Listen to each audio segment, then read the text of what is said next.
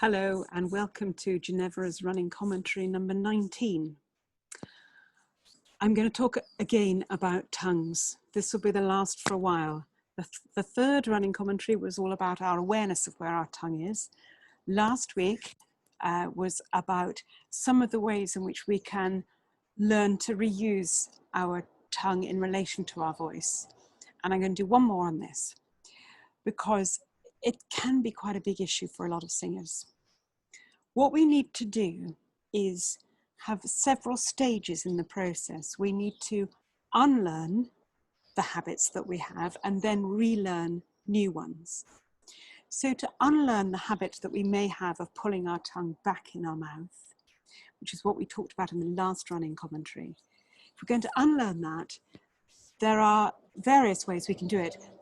The most immediate way is actually to get a handkerchief, a piece of fabric, and pull the tongue out of the mouth. So you literally just grasp the end and tug. And then you sing whilst doing that. And the larynx gets used to moving around without the tongue having anything to do with it.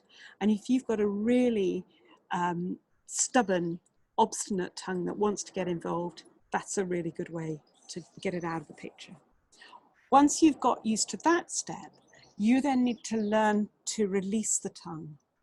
And a lovely way of learning to release the tongue, letting it just hang, is to imagine that the tongue is a bag of water. And what happens with gravity?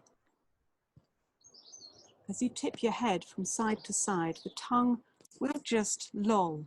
And it's actually quite difficult to do that if your tongue is used to being involved.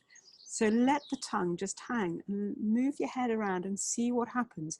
Once you've got used to that, the tongue will then learn to let go and you can begin to make noises in those positions and your tongue will be not interfering with the larynx.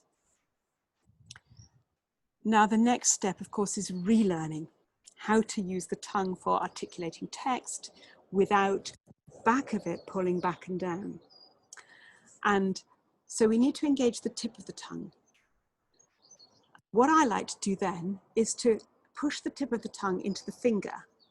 And what you can also do is you can add in the thumb underneath. So we have the thumb under the chin, feeling for the base of the tongue there. That needs to be soft. And then the forefinger is there for the tip of the tongue to push against.